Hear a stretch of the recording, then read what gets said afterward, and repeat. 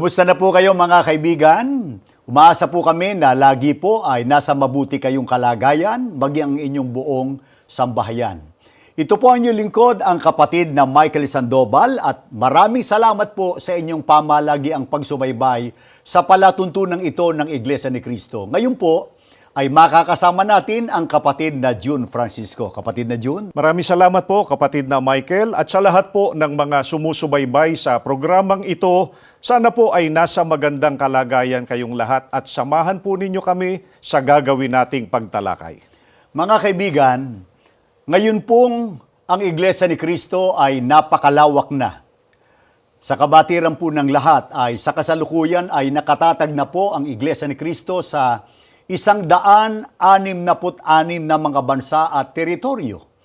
At kinabibilangan po sa ngayon ng 152 lahi at nasyonalidad na nasisinop sa ilalim po ng pamamahala ng aming tagapamahalang pangkalahatan, ang kapatid na Eduardo V. Manalo. Kaugnay po ng paksa na ating tatalakayin, ay subaybayan at panoorin po muna natin ito.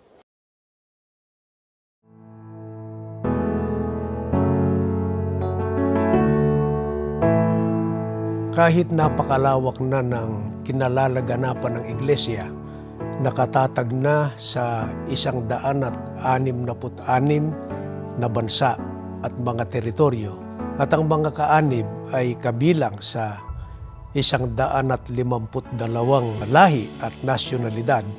Gayunman, ang mga kaanib sa loob ng Iglesia ni Cristo ay nabubuklod, sentralisado ang pamamahala sa loob ng Iglesia ni Cristo.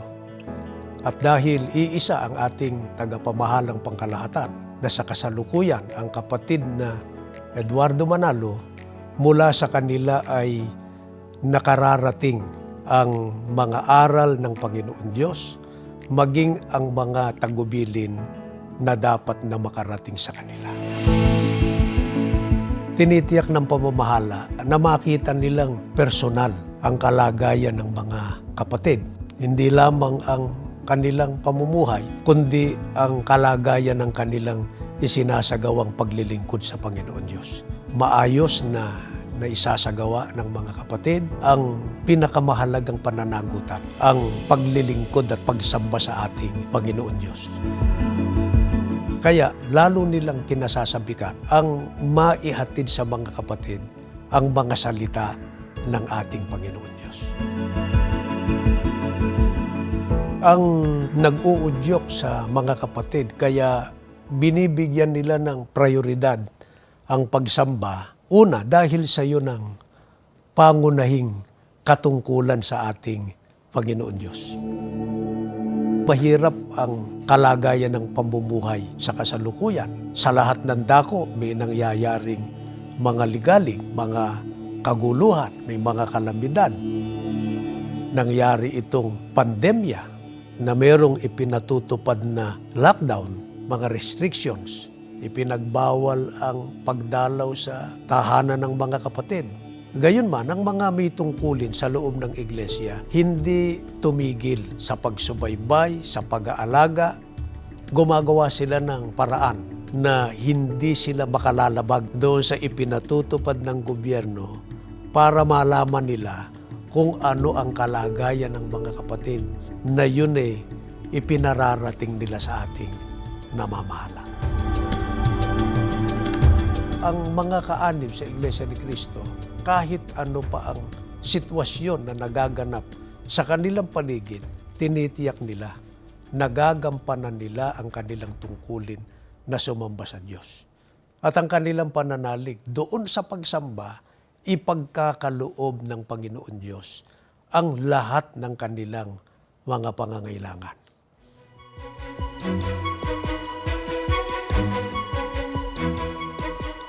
Ang ating namamahala ay nananawagan lagi sa mga kabataang Iglesia ni Cristo sa pangangasiwa nila ng pagsamba na manindigan sa kanilang kahalalan, sa kanilang pagka-Iglesia ni Cristo. Iba na kasi ang panahon ngayon.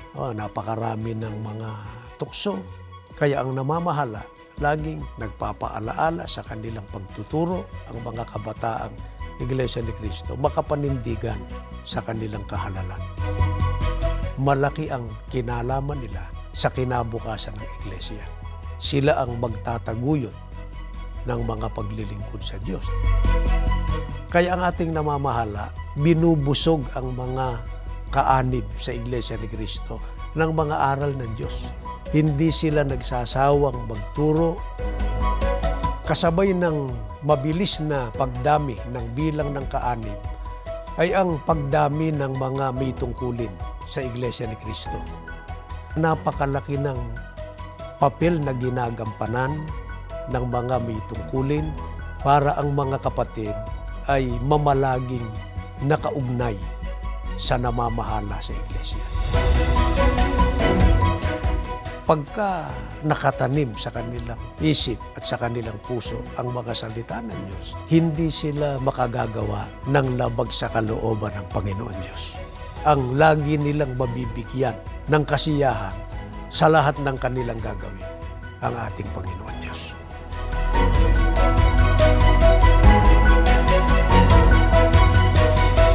Kapatid na Eduardo Manalo, pinakamamahal po naming kapatid, ang lahat po ng mga may tungkulin sa Iglesia sa buong mundo ay malugod na bumabati sa pagsapit po ng ika-15 taon ng makapangyarihan, matagumpay at puno ng pagmamahal na pamamahala po ninyo sa buong Iglesia. Kami po ay nangangako na laging kaisa ninyo sa pagbibigay ng kasiyahan sa ating Panginoon Diyos.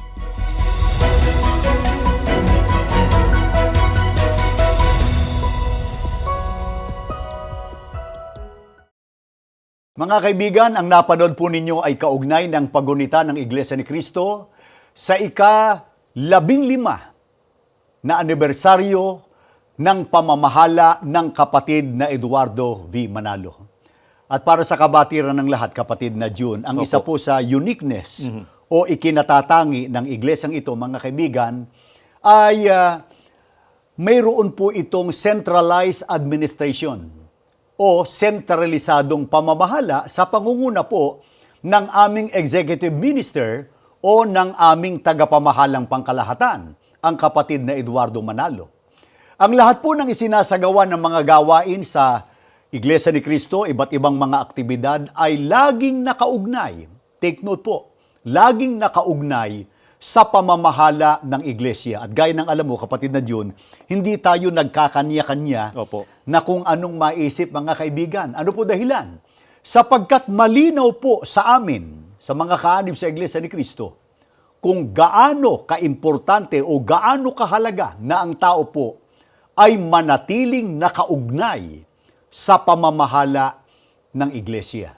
Kaya bilang pagsisimula ng pagbasa natin sa mga talata ng Biblia, kapatid na June, at marahil ay ito ang itinatanong nila sa atin, bakit ba napakahalaga o napaka-importante na magkaroon ng kaugnayan o pakikisama ang tao sa pamamahala ng tunay na Iglesia? Mga kaibigan, babasahin ko po sa inyo ang sulat ni Apostol Juan. Sa unang Juan 1:3, ganito po ang kanyang pagtuturo. Yaong aming nakita at narinig ay siya rin naming ibinabalita sa inyo, upang kayo naman ay magkaroon ng pakikisama sa amin. Oo, at tayo ay may pakikisama sa Ama at sa kanyang anak na si Hesukristo. Kapatid na Michael, ang nagsasalita dito po sa binasa natin ay si Apostol Juan na bahagi ng pamamahala sa unang Iglesia ni Cristo at suguri ng ating Panginoong Diyos.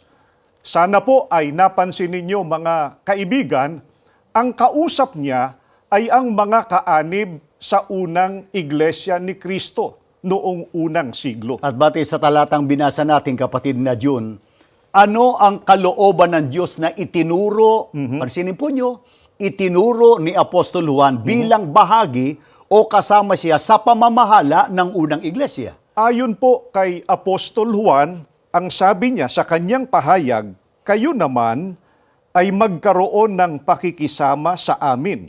Oo, at tayo ay may pakikisama sa Ama at sa kanyang anak na si Hesu Kristo.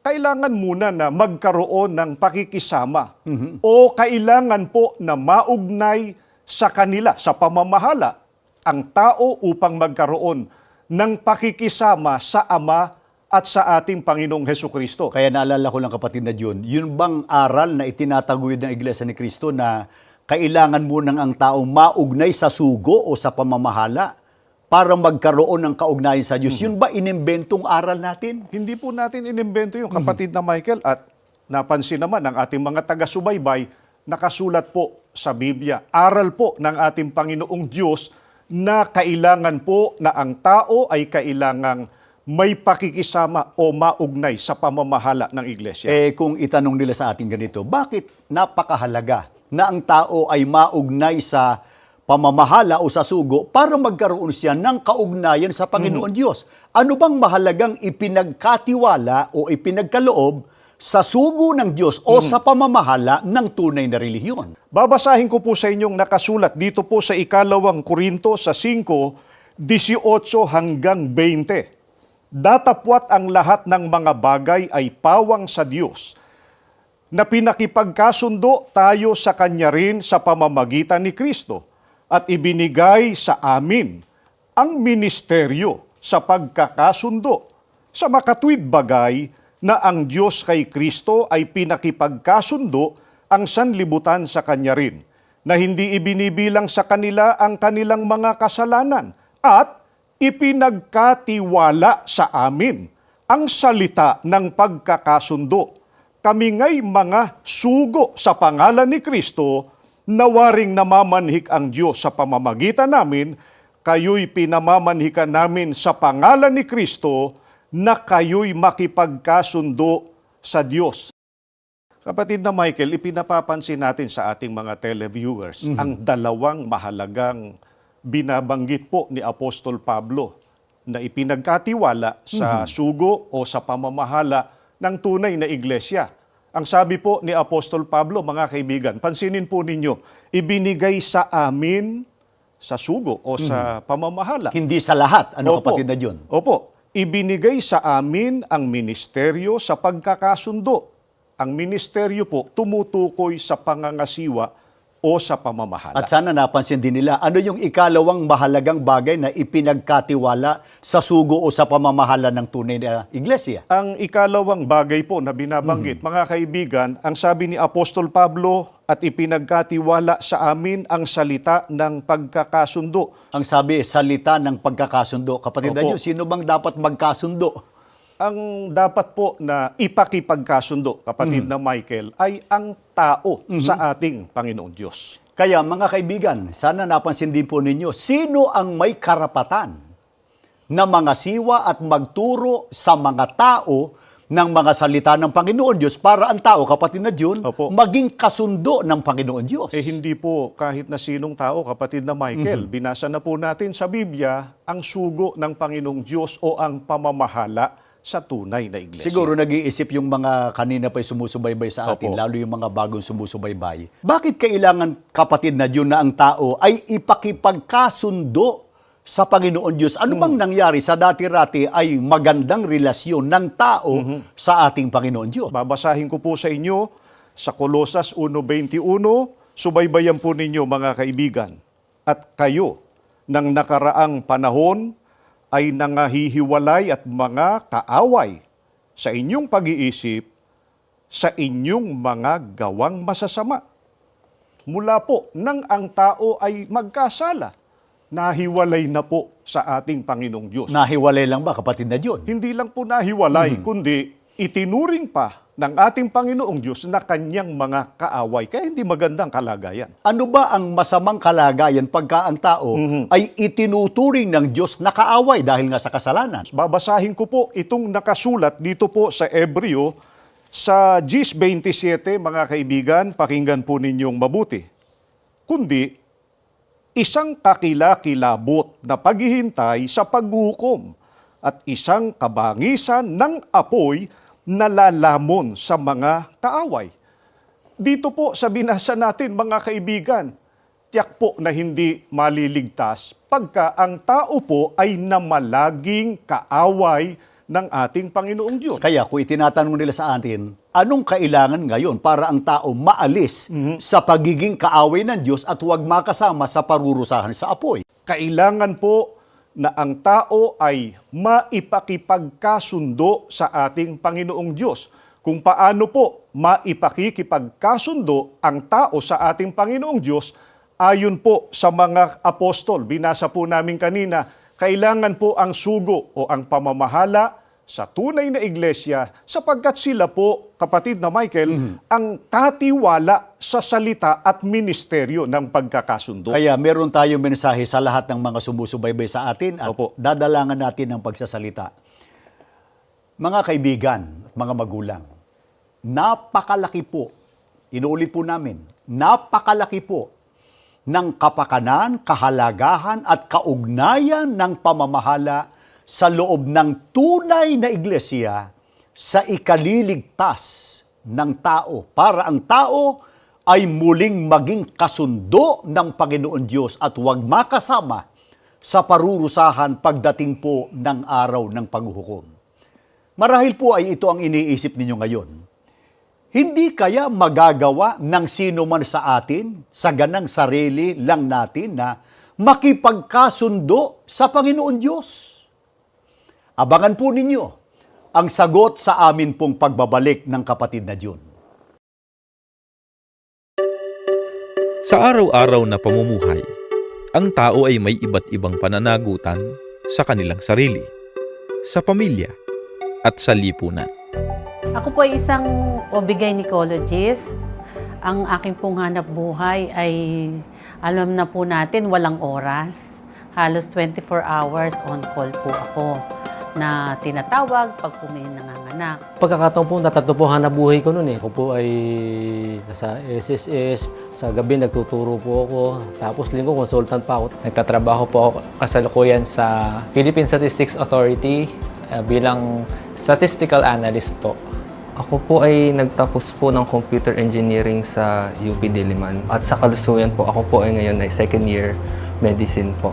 Tapos po ako sa Purcell Mechanical Engineering, currently po registered mechanical engineer.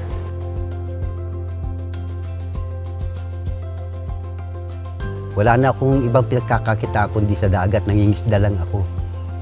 Misis ko pa nga ang nagtitinda ng aming huli para kami makasurvive doon sa aking kinikita. Pinilit po namin silang mapag-aral. Mahirap po talaga ang buhay pero hindi naman po habang panahon ay ganun. Mula po doon, naigapang po nila kami sa aming mga pag-aaral kasama ng aking mga kapatid. Ang trabaho ko po ngayon ay isang accountant sa isang multinational company. Naalala ko lang po ang buhay namin is payak na buhay. Hindi marangya pero nakakaraos po sa araw-araw. Nasusurvive naman yung bawat araw. Tapos yun po, nakapag-aral naman kami at higit po sa lahat, may mga tungkulin po kami sa Iglesia ni Cristo. Lumaki kami nasa kapilya. Nila pong ginagawa, bahay, eskwelahan, tapos kapilya. Bilang mga kaanib sa Iglesia ni Cristo, ay handa nilang iwan ang lahat ng gampanin upang tupdin ang mas mahalaga nilang pananagutan. Lahat po kami may tungkulin. Mula po sa Ama ng Sambahayan, tapos kami pong mag-iina, lahat po kami ay may tungkulin din po sa pananalapi.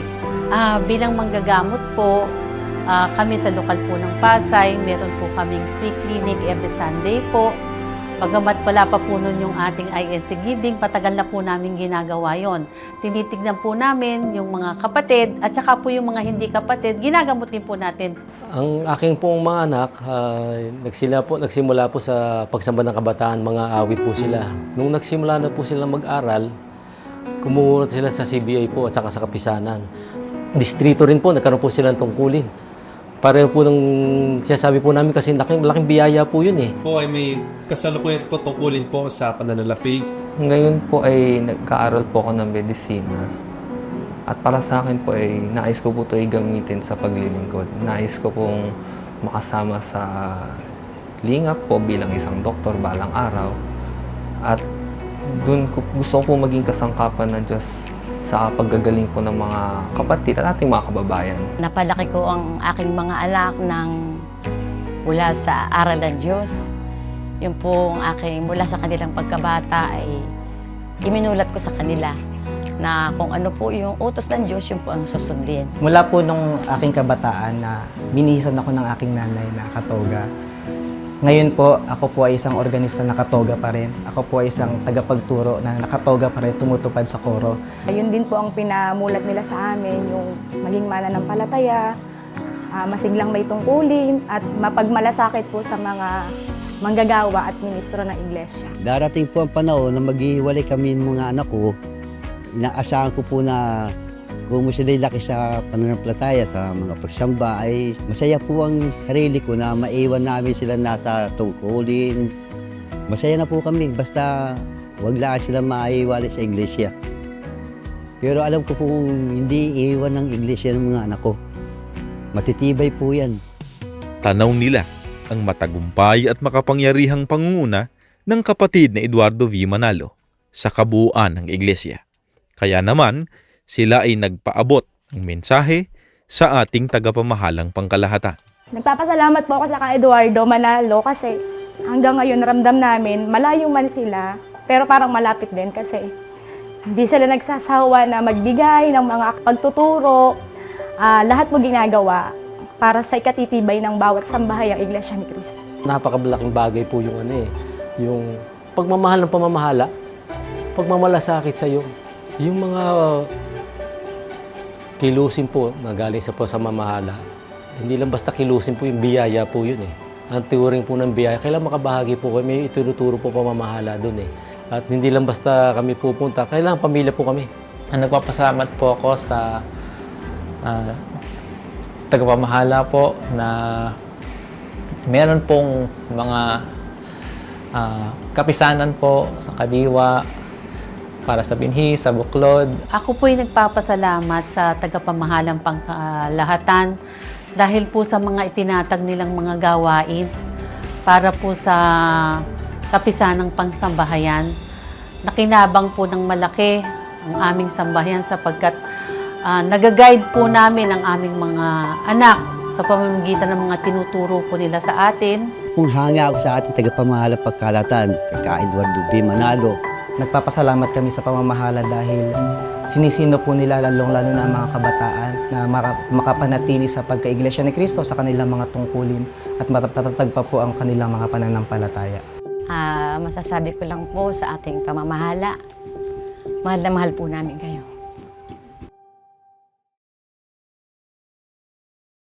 Salamat po at namamalagi kayong sumusubaybay dito sa palatuntunang ang Iglesia ni Cristo. Meron tayong tanong na naiiwan kanina at yun ang ating tatalakayin ngayon dahil baka sabihin ng iba, hindi pa magagawa ng tao sa ganang kanyang sarili lamang na muling maging kasundo ng ating Panginoon Diyos. Baka kasi sabihin ng iba, makikipagkasundo ako sa Diyos. Gagawa ako ng mabuti, tatawag ako sa Kanya.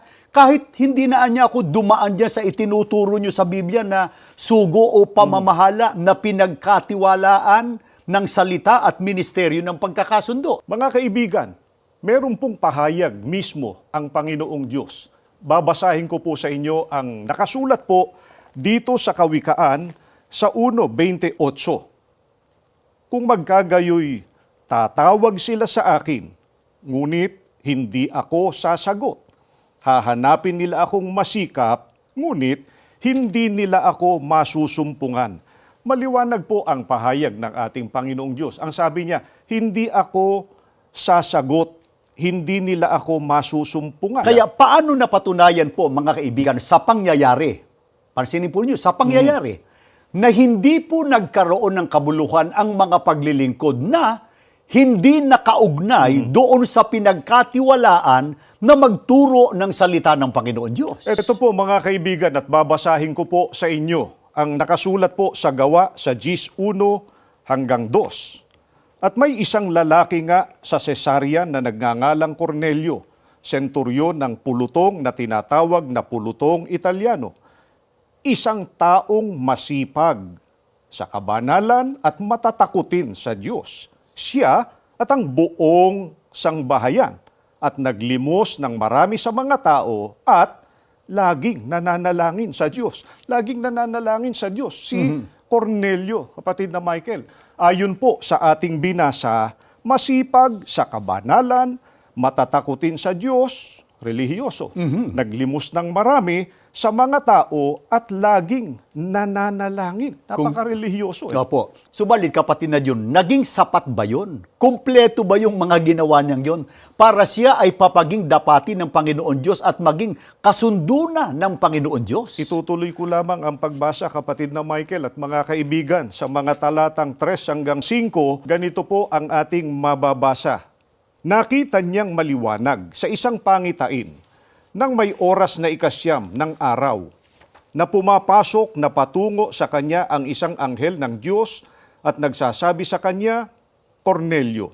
At siya, sa pagtitig niya sa kanya at sa pagkatakot niya ay nagsabi, ano ito, Panginoon? At sinabi niya sa kanya, ang mga panalangin mo at ang iyong mga paglilimos ay nangapailan lang na isang alaala sa harapan ng Diyos. At gayoy magsugo ka ng mga tao sa Jope at ipagsama mo yaong Simon na may pamagat na Pedro.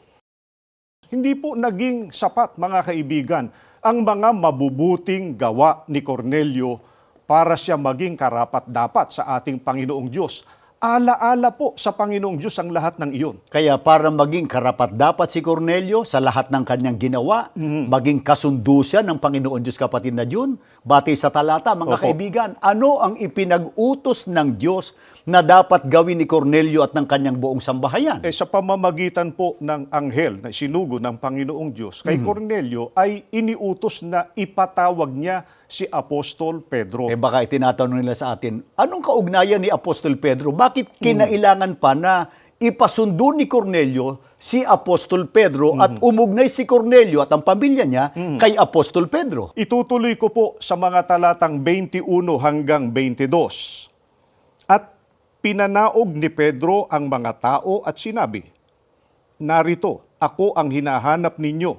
Ano baga ang dahil ng inyong ipinarito? At sinabi nila, ang senturyong si Cornelio na taong matuwid at matatakutin sa Diyos at may mabuting patotoo ng buong bansa ng mga Hudyo ay pinagpaunawaan ng Diyos sa pamamagitan ng isang banal na anghel na ikaw ay paparoonin sa kanyang bahay at upang makarinig sa iyo ng mga salita. Napansin po ba ninyo?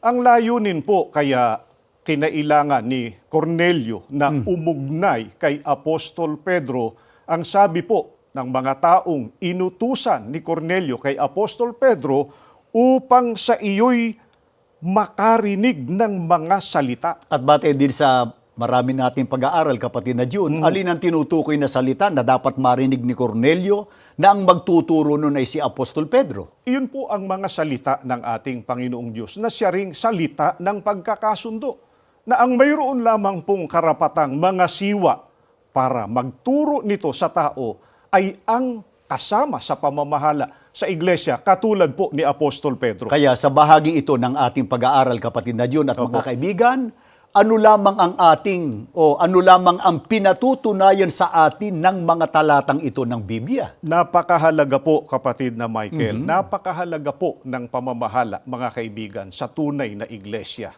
Sa kanila po ipinagkatiwala ang salita ng ating Panginoong Diyos at ang ministeryo ng pagkakasundo upang ang pagtawag ng tao sa Panginoong Diyos, ang paglilingkod, ang pagsamba ng tao sa Panginoong Diyos ay tanggapin ng ating Panginoong Diyos. Hindi po magagawa ng tao sa ganang sarili lamang niya na makipagkasundo sa ating Panginoong Diyos nang hindi muna daraan, hindi muna uugnay o yung hindi muna makikisama sa sugo o sa pamamahala na mula sa ating Panginoon Diyos. Kaya ano ang lalong nagpapatunay nitong mga ipinahahayag nating ito, kapatid na June? Mga kaibigan, alam po ba ninyo kung anong nangyari nang marinig na ni Cornelio at ng kanyang buong pamilya ang mga salita ng Diyos na itinuro ni Apostol Pedro? Mababasa po natin, kapatid na Michael at mga kaibigan, itutuloy lamang po natin sa Gawa, Gs 33 at 44. Pagdaka nga'y nagsugo ako sa iyo, at mabuti ang ginawa mo't naparito ka. Ngayon nga'y kaming lahat ay nangaririto sa paningin ng Diyos upang dinggin ang lahat ng mga bagay na sa iyo'y ipinag-utos ng Panginoon. Samantalang nagsasalita pa si Pedro ng mga salitang ito, ay bumaba ang Espiritu Santo sa lahat ng nangakikinig ng salita.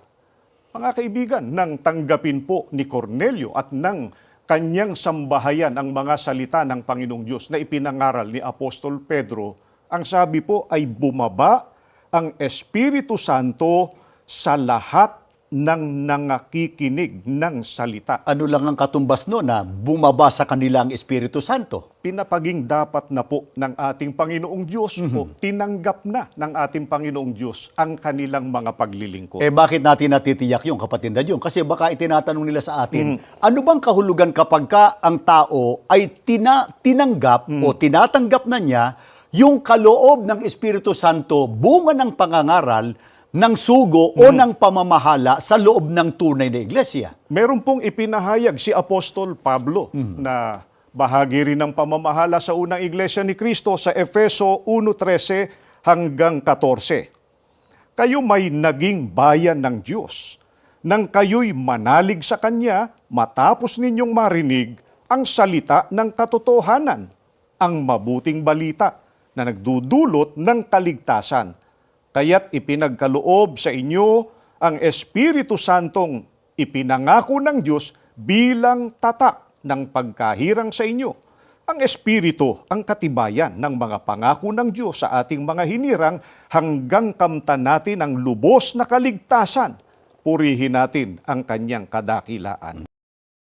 Kapatid na Michael at mga kaibigan, ang Espiritu Santo po, batay po sa binasa natin, ang tatak ng pagkahirang at ang tumanggap po nito ay kabilang na sa bayan ng ating Panginoong Diyos at may kasamang pangako, kapatid na Michael, yun po ang pangakong kaligtasan.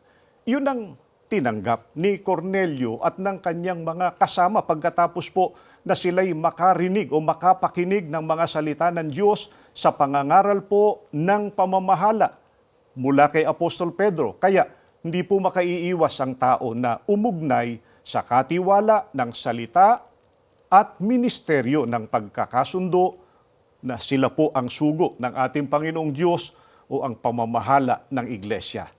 Mga kaibigan, napakalaki po ng kaugnayan ng mga tao sa pamamahala ng tunay na iglesia, sa tunay na iglesia ni Kristo sa ikapagtatamo natin ng kaligtasan. Kaya bilang pagwawakas ang mensahe natin, kapatid na Diyos, sa lahat ng inabot ng palatuntunan ito, mga kaibigan, kami po na mga kaanib sa Iglesia ni Kristo ay napakataas ng pagpapahalaga sa pamamahala na inilagay ng Panginoon Diyos sa loob ng tunay na iglesia, sapagkat malinaw po sa amin ang mga katotohanang itinuturo ng Biblia o ng mga banal na kasulatan.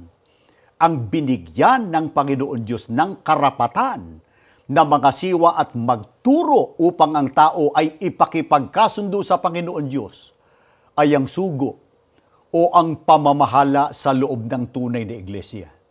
Kaya ang panawagan po namin sa lahat ng sumusubaybay sa palatuntunang ito, mga kaibigan, hanapin po ninyo, suriin po ninyo ang relihiyon na may pamamahala na inilagay ng Panginoon Diyos.